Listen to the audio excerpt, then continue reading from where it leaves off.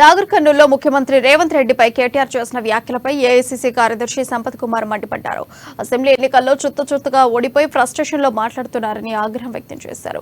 భాషా ప్రవర్తనను కేటీఆర్ మార్చుకోవాలని, లేకపోతే తీవ్ర పరిణామాలుంటాయని హెచ్చరించారు. కాంగ్రెస్ ప్రభుత్వంపై ప్రజలు సంతోషంగా ఉన్నారన్నారు. ఇంకా ఎన్నేళ్లైనా కారు షెడ్లోనే ఉంటుందని ఎద్దేవా చేశారు.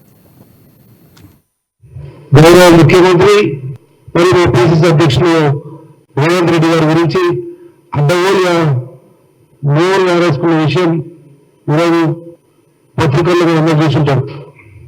గత ఎన్నికల్లో చిత్తుగా ఓటమి పాలై ఓటమిని జీర్ణించుకోలేక ఆ ఓటమి తర్వాత 82 రోజుల ప్రజాపాలన కొనసాగింపబడుతున్నటువంటి ఓ మధురమైన అనుభూతిని అనుభవిస్తున్నటువంటి ప్రజలు కాంగ్రెస్ పార్టీ వైపు చూపిస్తున్నటువంటి ప్రేమను కానీ, నమ్మకాన్ని కానీ, విశ్వాసాన్ని చూసి తట్టుకోలేక అడ్డగోలుగా మాట్లాడుతూ ఉన్నారు. దాన్ని తీవ్రంగా ఖండిస్తూ గౌరవ ముఖ్యమంత్రి ఆ స్థాయిలో మాట్లాడడం లేకుండా రేవంత్ రెడ్డి గారు అంటున్నారు. కానీ 10 సంవత్సరాలు ప్రభుత్వంలో భాగస్వామిగా ఒక యువరాజుగా కొనసాగి విచ్చలవిడిగా నిరాఘాటంగా అవినీతికి పాల్పడి ఆర్థిక వ్యవస్థను చిన్నాభిన్నం చేసి గౌరవ మాజీ మంత్రి గారు